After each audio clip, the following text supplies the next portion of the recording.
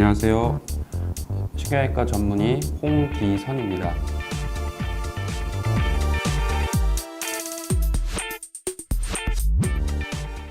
원장님, 오늘은 허리 디스크와 척추관 협착증에 대해 설명해 주실 수 있을까요? 허리 디스크 질환과 요추 척추관 협착증이 진단명이 다르긴 하지만 완전히 서로 다른 병은 아니고 서로 연관이 있는 질병이라고 봐야 할 것 같습니다. 허리 디스크 질환은 척추뼈 사이에 쿠션 역할을 해주는 디스크, 즉 추간판에 문제가 생기는 질병들을 말합니다. 척추 퇴행성 변화의 초기 현상으로 나타나는 초기 퇴행성 디스크부터 이 약해진 디스크가 튀어나오는 디스크 팽륜, 급성 요통을 유발하는 디스크 막 파열증, 그리고 파열된 막을 통해 디스크의 수액 부분이 터져 나오는 디스크 탈출증까지 다양한 정도의 디스크 질환을 아우르는 진단명입니다. 척추 퇴행성 변화의 진행 과정상 초기에 증상들이 나올 수 있어서 비교적 환자분들의 나이대가 젊은 편입니다. 이러한 요추 디스크의 퇴행성 질환이 오래 지속되다 척추가 불안정해지고 이를 보상하기 위해 척추의 후관절이 커지고 인대가 두꺼워지는 등의 변화가 우리 몸에서 일어나게 되는데요.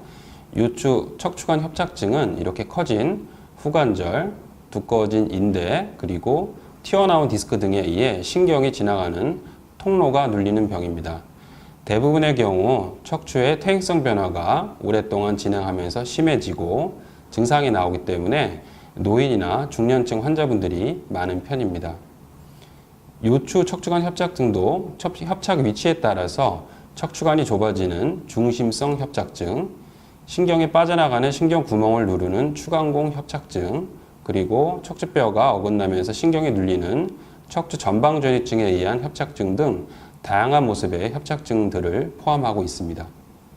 마치 감기가 심해지면 폐렴이 되듯이 허리 디스크 질환이 만성화되고 심해지면 척추관 협착증으로 진행할 수가 있고, 크게 증상이 없던 척추관 협착증 환자가 갑자기 디스크 파열이 생기면서 증상이 단기간에 악화되는 경우도 있습니다.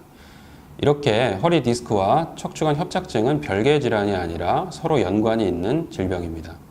원장님, 그러면 허리 디스크와 척추관 협착증을 쉽게 구분할 수 있는 증상이 있다면 어떤 증상일까요?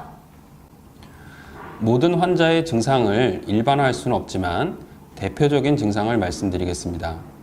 첫 번째로 대개 요추 디스크 환자들은 통증이 급성으로 오는 경우가 많고 협착증 환자분들은 서서히 진행되는 만성적인 경우가 많습니다. 요추 디스크 환자분들은 갑자기 허리를 삐끗한 이후 허리가 아프다가 엉덩이 부위 골반이 뻗쳐 내려가고 좀 더 심해지면 다리가 저리고 당기는 방사통이 생기는 경우가 많습니다.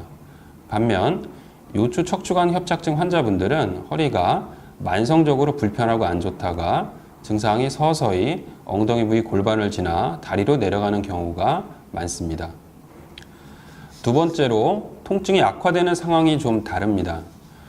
허리 디스크 환자분들은 허리 디스크에 압력이 가해지는 상황, 가령 기침을 한다든지 세수를 하려고 허리를 구부린다든지 오래 앉아 있을 때 요통이 악화되거나 다리가 저리고 당기고 아픈 하지 방사통이 생기는 경우가 많습니다. 심한 급성 요통을 동반한 급성 디스크막 파열증 환자들은 의자에 앉거나 바닥에 앉기 어려운 경우가 많고 오히려 서 있는 것이 편하다고 하는 경우가 많습니다. 반면 척추관 협착증 환자분들의 대표적인 증상인 신경성 파행 증상이란 허리를 바로 펴고 걷거나 서 있을 때, 즉 척추관이 좀 더 좁아지는 자세에서 신경이 눌리고 신경의 혈액순환 장애가 생기면서 엉덩이 부위 골반 그리고 다리가 저리고 당기는 증상입니다. 허리를 구부리거나 쭈그리고 앉으면, 즉 척추관이 넓어지는 자세를 취하면 증상이 소실되어 얼마간 다시 걸을 수 있게 됩니다. 보행 가능 거리는 협착 정도에 따라 수백 미터를 걸으면 신경성 파행 증상이 나타나는 경우부터 몇백 미터 정도밖에 보행을 못하는 심한 신경성 파행 증상까지 다양합니다. 하지만 협착이 심해서 허리를 구부려도 신경 압박이 완화되지 않는 극심한 협착증 상태에서는 앉아 있거나 누워 있어도 다리 저림 및 통증이 지속되는 경우가 많고, 협착증 중에서 추간공 협착증은 마치 급성 디스크 파열과 같은 심한 방사통 증상을 유발하는 경우도 있습니다.